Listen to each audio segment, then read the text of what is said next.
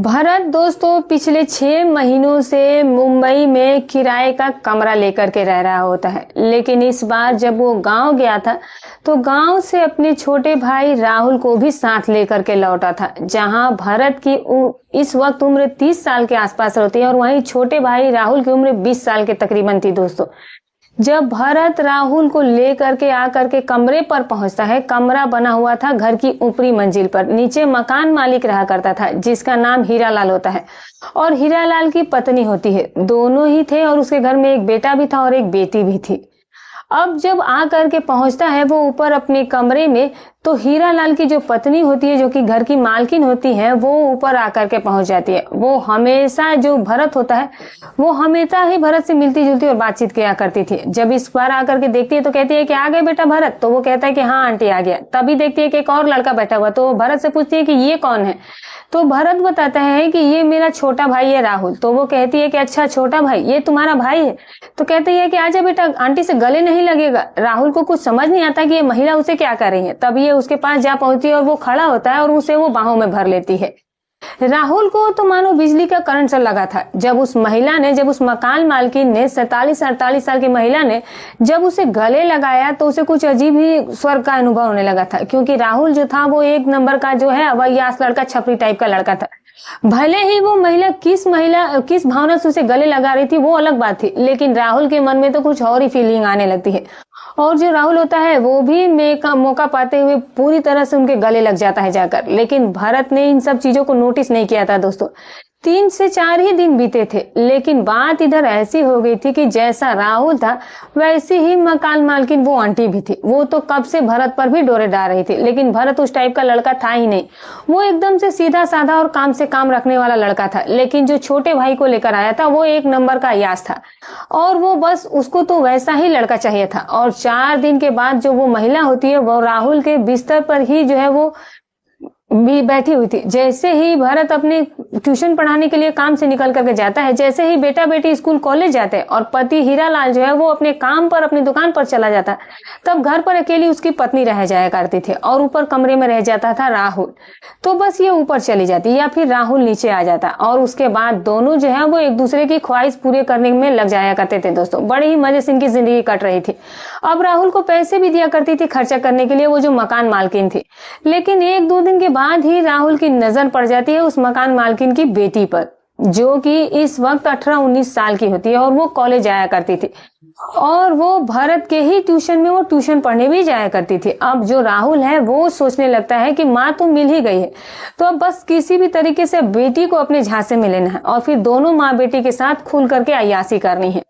वो अपनी प्लानिंग में लग जाता है दोस्तों। और इसके बाद इस घटना और इस कहानी में जो कुछ भी होता है वो काफी हैरान और परेशान करके रख देने वाला होता है। क्या था ये मामला और क्या थी ये घटना, बताऊंगी। पूरी घटना विस्तार से अंत में कहानी को अंत तक जरूर देखिएगा। दोस्तों वीडियो को एक लाइक जरूर कर दीजिएगा और कमेंट में वीडियो में जरूर बताइएगा कि आप ये कहानी कहाँ से देख रहे हैं। तो चलिए दोस्तों अब कहानी की शुरुआत करते हैं। तो जैसा कि आपको कहानी की शुरुआत में मैंने बताया है कि मुंबई में आकर के जब भरत रह रहा होता है 6 महीने से और वो ट्यूशन क्लासेस ले रहा था और वो MSc की पढ़ाई भी कर रहा था। अब भरत की मुंबई आने की कहानी कुछ ऐसी थी कि ये जो राहुल है ये शुरू से ही इसकी काफी ज्यादा बुरी आदत और बुरी संगतों में था। नशा करना, शराब पीना, सिगरेट पीना और बस टाइम पास करना, लड़कियों को छेड़ना, बस इसका यही काम था। और इसी चक्कर में इसने एक बार यहाँ पर जो उत्तर प्रदेश के एक गांव के रहने वाला था वहां पर उसने एक लड़की को छेड़ दिया था और बस पूरे परिवार ने इनके घर पर धावा बोल दिया। राहुल तो उस वक्त घर से भागने में कामयाब हो गया, लेकिन उस वक्त भरत और उसकी माँ जो थी वो उन लोगों के हत्थे चढ़ जाती है। दोस्तों वो जो पूरा परिवार होता है भरत और भरत के माँ के मुंह पर कालिक पोत देता है। वो उनके साथ वैसा दुर्व्यवहार करता है जो व्यवहार उनको राहुल के साथ करना चाहिए था। लेकिन राहुल बहुत ही होशियार लड़का निकला। सब काम उसने किए, सारे कांड उसके थे, लेकिन अब सजा जो थी वो माँ और भाई को मिली थी, जो कि बिल्कुल ही बेकसूर थे। वो चाह कर भी खुद को निर्दोष साबित नहीं कर पा रहे थे, क्योंकि उनके पास जाहिर सी बात है वो सफाई दे भी रहे तो लोग उनकी बातों को सुन नहीं रहे थे। अब वो लोग जो है वो उन परिवार के साथ वो दुर्व्यवहार करते हैं। फिर जो है वो कहते हैं कि वो पुलिस कंप्लेन करेंगे, लेकिन भरत की माँ पैर में गिर जाती है और कहती है कि प्लीज पुलिस तक मत जाइए और इस मामले को रफा दफा कर दीजिए। और इस चीज को रफा दफा करने के लिए उस लड़की का परिवार 5 लाख रुपए का डिमांड करता है। इनके पास इतने पैसे नहीं थे, इनके पिता भी नहीं थे, फिर भी भरत अपनी जमीन गिरवी रखता है 5 लाख रुपए में साहूकार के पास, और वो 5 लाख रुपए जमीन गिरवी रख करके वो लोन लेता है और वो 5 लाख रुपए उस लड़की के परिवार को देता है। और बस इसीलिए भरत अब वहां से निकल करके मुंबई आकर पहुंचा था ताकि वो कुछ पैसे कमा सकेगा। मुंबई में वो एक दोस्त के जरिए से आया था और तो सोचा था उसने कि पैसे कमाकर वो लोन चुकता करेगा और लोन चुकाने के बाद जो उसने जमीन गिरवी रखी है वो उसे छुड़ा सकेगा, और इसीलिए वो ऐसा काम कर रहा था। लेकिन राहुल अभी भी अपनी हरकतों से बाज नहीं आ रहा था और इसीलिए मजबूरन राहुल को अपने साथ मुंबई लेकर आना पड़ता है कि यहाँ पर किसी काम धंधे में इसे लगा देगा और अपनी निगरानी में उसे रखेगा। अब राहुल को वो मुंबई लेकर के आ गया था और उसके बाद राहुल ने जो यहाँ पर काम शुरू कर दिया था वो तो कहानी की शुरुआत में मैंने आपको बताया है कि वो तो बस उस दिन रात घर की मालकिन के साथ ही समय गुजारने में लगा था, और जो वो घर मालकिन थी वो भी उसे खूब जम करके मजे लुटा रही थी। पता नहीं वो कितने जन्मों की ख्वाहिश अपने राहुल यानी बेटे की उम्र के लड़के के साथ, यानी कि उतना ही बड़ा उसका बेटा था, ये उसके साथ जो है वो गलत रिश्ते रोज ही बना रही थी। दोस्तों इसमें एक और चीज भी थी कि भरत और राहुल के साथ एक लड़का और रहा करता था जिसका नाम जावेद होता है।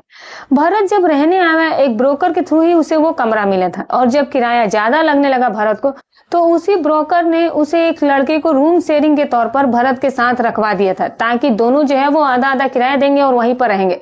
अब वो राहुल को भी लेकर आ चुका था तो जावेद को इस चीज से कोई प्रॉब्लम नहीं थी, लेकिन धीरे धीरे उसे भी प्रॉब्लम होने लगी थी क्योंकि जो राहुल था वो बहुत ही गंदे तरीके से रहा करता था। पूरे कमरे को वो अस्त व्यस्त कर देता था, खाना खाता था तो प्लेट्स नहीं धोता था और सारे सामान को बिखेर देता था, मतलब कि वो बहुत गंदगी करके रखता था और जावेद को ये चीज पसंद नहीं आती थी। इस बात को लेकर के भरत से जावेद ने कई बार शिकायत की थी और दोनों के बीच में बहस भी हो जाया करती थी।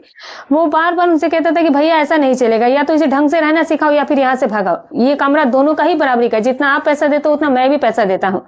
जावेद को भरत किसी न किसी तरीके से समझा देता था। इधर भरत की ट्यूशन क्लास में अलग प्रॉब्लम चल रही थी। जहां पर भरत ट्यूशन पढ़ाया करता था वहां लड़के आवारागर्दी करने आते थे, लड़कियों को छेड़ने आते थे। उसमें से खुद इसका एक भाई भी हुआ करते था, ये भी रोज वहां पर आ जाया करता था भाई से पैसे लेने के बहाने, और लड़के को ताड़ता, उन्हें गंदे गंदे इशारे करता।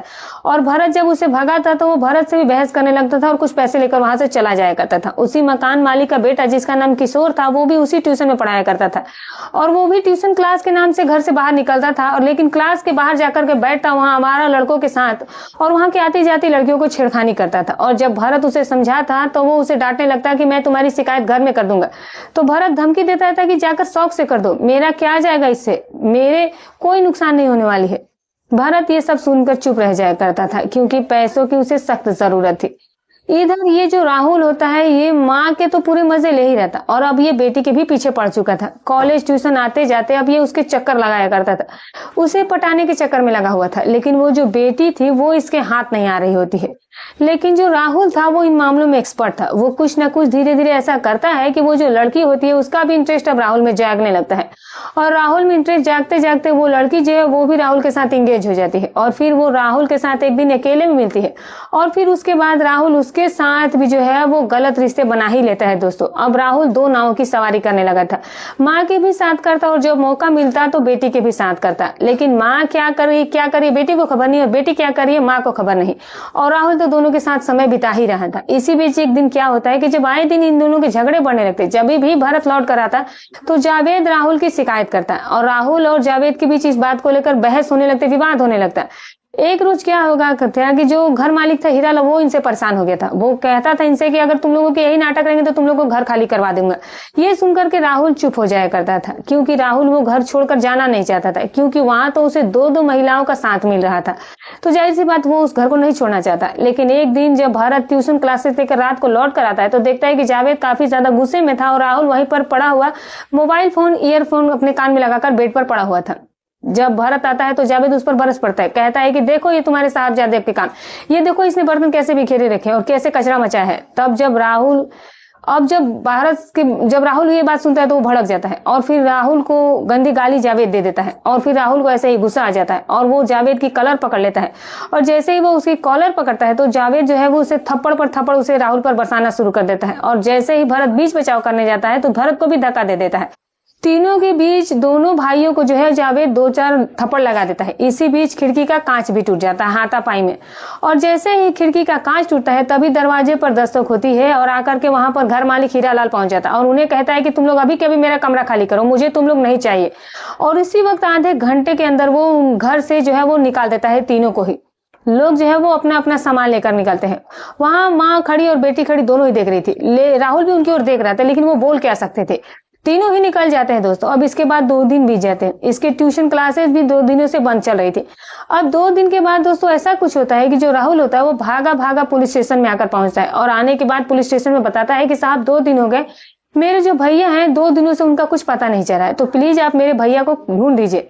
उनसे वो पुलिस पूरी डिटेल में पूछते हैं तो वो राहुल बताता है कि हम लोग वहां के रहने वाले हैं और यहाँ पर मेरे भैया ट्यूशन क्लासेस चले थे और 2 दिन पहले हमें उस कहाँ से निकाल दिया गया और फिर हम कहीं नया कमरा लेकर रहते। सब कुछ वो पुलिस को बताता है। पुलिस पूरी डिटेल्स राहुल ले लेती है और जावेद का नाम आया था तो पुलिस अब जावेद के बारे में पूछती है। राहुल पुलिस को बताता है कि साहब जावेद 2 दिनों से कमरे पर नहीं आया, वो कहीं बाहर गया हुआ है, कहाँ गया है पता नहीं, फोन कर रहा हूं तो फोन भी नहीं उठा रहा है।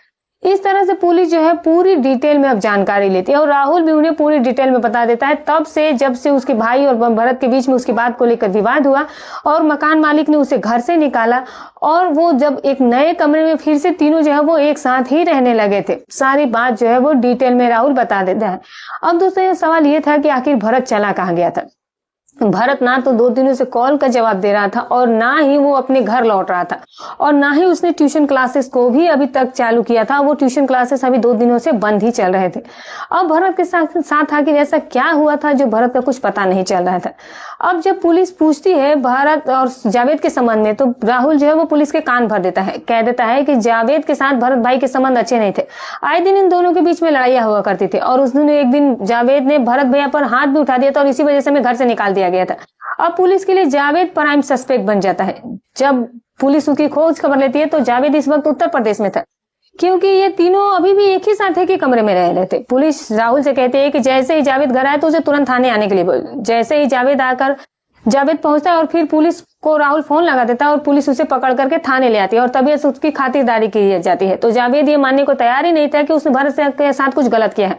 वो बताता है कि वो कहां पर गया था और उसने वहां पर क्या क्या किया। पुलिस जब क्रॉस वेरिफिकेशन करती है तो ये बात सच साबित होती है कि इसकी लोकेशन उस वक्त उत्तर प्रदेश में थी।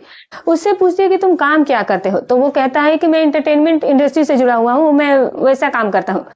अब इधर क्या होता है कि इसी बीच ये पूछताछ चली रही थी कि भरत का फोन जो कि 2 दिनों से स्विच ऑफ था वो अचानक से ऑन हो जाता है और पुलिस को उसकी लोकेशन मिल जाती है। पुलिस जाकर के पहुंचती है तो एक मोबाइल शॉप होती है दोस्तों और वहां से वो फोन बरामद हो जाती है। दुकानदार से पूछते हैं तो कहता है कि अभी अभी एक व्यक्ति जो है वो इसे बेच करके गया है। सीसीटीवी से उस व्यक्ति की फुटेज निकल जाती है। उसकी पहचान होती है कि वो एक ट्रक का क्लीनर होता है दोस्तों। और अब पुलिस उस क्लीनर तक पहुंचे, उसे धर दबोचती है और उससे पूछती है कि ये फोन तुझे कहाँ से मिला और इसका मालिक कहाँ है। तो वो बताता है, वो जो क्लीनर होता है वो रोने लगता है पुलिस के सामने, हाथ पैर जोड़ने लगता है। कहता है कि साहब मैं आ रहा था रास्ते में, एक जगह पर मैं बाथरूम करने के लिए रुका था जहां पर गाड़ी दिख हुई थी और जब मैं वहां पर बाथरूम करके लौट रहा था तो मुझे वहीं पर ये फोन पड़ा हुआ मिला था, इसीलिए मैंने ये फोन उठा लिया था। अब पुलिस उस क्लीनर को लेकर के उस जगह पर जाकर पहुंचती है जहां पर उसे ये फोन बरामद हुआ था। वो एग्जैक्ट उस लोकेशन पर लेकर के पुलिस को जाता है और फिर पुलिस वहां से उतर करके जंगलों में दाखिल होते हैं दोस्तों। तो वहां पर एक बहुत ही गहरा खड्डा खोदा गया था और उस गहरे खड्डे में एक लाश सड़ रही थी और पुलिस उसको निकालती है दोस्तों। और फिर उसे मौका मुआयना पंचनामे किया जाता है, कुछ साक्ष्य जुटाए जाते हैं और उसे लेकर के हॉस्पिटल लाया जाता है, उसका पोस्टमार्टम कराया जाता है और फिर राहुल को बुलाया जाता है उसकी पहचान करने के लिए, उसकी शिनाख्त करने के लिए। और शिनाख्त हो जाती है, वो डेड बॉडी और किसी की नहीं बल्कि भरत की ही थी। भरत को बहुत ही बेरहमी के साथ इस दुनिया से हटाया गया और डॉक्टर की पोस्टमार्टम रिपोर्ट ये बताती है कि इसकी आंखें तक निकाली गई थी और जब इसकी आंखें निकाली गई थी तब ये जिंदा था, यानी कि जिंदा रहते हुए इसकी आंखें निकाली गई और फिर इसके बाद इसकी इस दुनिया से हटाया गया था दोस्तों। पुलिस शॉक्ड थी कि इतनी बेरहमी से आखिर ऐसा कौन कर सकता था, आखिर इतनी क्या दुश्मनी और इतना क्या गुस्सा था, आखिर इसके पीछे की वजह क्या थी। पुलिस ने एक बात और नोटिस की थी कि जब भरत की बॉडी मिली, जब उसका शिनाख्त करने उसका भाई राहुल आया था तो फिर उसके आंखों में आंसू नहीं थे दोस्तों। वो बस पुलिस को यही से थोड़ा थोड़ा पुलिस को राहुल पर भी शक हो जाता है। भरत जिसको ढूंढने के लिए ये राहुल इतना बेचैन नजर आ रहा था और इस स्थिति में उसे देखकर उसकी आंखों में आंसू तक नहीं थे। अब पुलिस उस पर भी शक करने लगती। जावेद तो पहले से ही शक के घेरे में था। इधर पुलिस को पता चलता है कि भरत ने कुछ पैसे जावेद को दिए थे। अब जावेद से पूछा जाता है कि भरत ने कुछ पैसे तुम्हें दिए थे और साथ ही साथ उसने पैसे वापस मांगे होंगे और इसी वजह से तुमने उसके साथ ऐसा किया होगा। तो वो कहता है कि साहब मैंने ऐसा कुछ भी नहीं किया। जब उससे पूछा जाता है कि तुम काम क्या करते हो, तो दोस्तों उसकी जो असलियत बाहर निकल कर आती है। जावेद जो था वो गलत फिल्मों का बिजनेस किया करता था। गलत फिल्में बनाने वाले गिरोह के साथ वो काम किया करता था और फिर जो वो सामग्री होती थी वो उसको बेचा करता था और इस तरह का वो काम किया करता था। बताता है कि भरत को पैसे की सख्त जरूरत थी और मैंने भरत से कहा था कि मैं जो काम करता हूँ उससे पैसा और मुनाफा अच्छा कमा लेता हूँ, अच्छा जल्दी कमा भी लेता हूँ। अगर तुम्हारे पास कुछ पैसे पड़े तो चलो तुम मेरे साथ बिजनेस में इन्वेस्ट करो तो मैं तुम्हारी मदद कर सकता हूँ। और इसी वजह से भरत ने जो उसने जोड़ रखे थे 50,000 रुपए वो उसने जावेद को दे दिए थे और उसके बदले में अच्छा पैसा वो भरत को दे भी रहा था। जावेद ये भी बताता है कि वही घर मालिक हीरालाल जहां पर ये पहले किराए पर रहा करते थे वो भी इसके फिल्मों में इन्वेस्ट करता था। उसके एक दोस्त ने भी इस फिल्म में इन्वेस्ट किया हुआ था, इस सब फिल्मों में, लेकिन बाद में उन लोगों ने इनके साथ काम करने मना कर दिया। अब हीरालाल को भी पूछताछ के लिए बुलाया जाता है, उसके दोस्त को भी पूछताछ के लिए बुलाया जाता है। तब हीरालाल और पुलिस और वो दोस्त पुलिस को जो बात बताते हैं वो इस तरह से निकल कर सामने आती है कि जावेद क्या काम करता है ये उसको नहीं बताया था, बस ये बताया था कि उन्हें मुनाफा अच्छा होता है और इसीलिए उन्होंने इन्वेस्ट किया था। लेकिन जावेद जो काम कर रहा था इसका पता उन्हें तब चलता है जब वो ऐसी गंदी पिक्चरें मोहल्ले में अपने ही घर में हमारे ही बच्चों को वो जब ऐसी फिल्में दिखाया करता था। और उसकी बहन ने जो कि उसकी बेटी थी, जब उसने अपने भाई किशोर को ये काम करते हुए देखा तब उसने अपने पिताजी को बताया और उससे हीरालाल का माथा ठाना गया कि जिस पैसे से वो जावेद को बिजनेस करने के लिए पैसा दे रहा था वो वही गंदा काम उन्हीं के बच्चे को सिखा रहा है। और तभी से तौबा कर ली थी हीरालाल ने और उसने सारे संबंध कर लिए थे और उसी दिन से वो कमरा उसे छुड़वाना चाहते थे। इधर जब जावेद पर तलवार लटकने लगती है तो जावेद भी राज उगल देता। आखिर वो भी उसी घर में रहता था तो राज कब तक छुपता। जावेद को पता था कि ये जो राहुल है वो हीरालाल की पत्नी के साथ भी रिश्ता रखे हुए था और उसकी बेटी के साथ भी रिश्ता रखा हुआ था और ये बात वो पुलिस को बता देता है। और अब जब पुलिस ये बात सुनती है तो पुलिस इसको वेरीफाई करना चाहती है कि हो सकता है कि जावेद जानबूझ करके राहुल पर सारा चीज डाल रहा हो। अब हीरालाल को पत्नी को बुलाया जाता है, हालांकि उसकी बेटी को नहीं बुलाया जाता है क्योंकि पुलिस जो अपना संजीदगी का परिचय दे रही थी दोस्तों।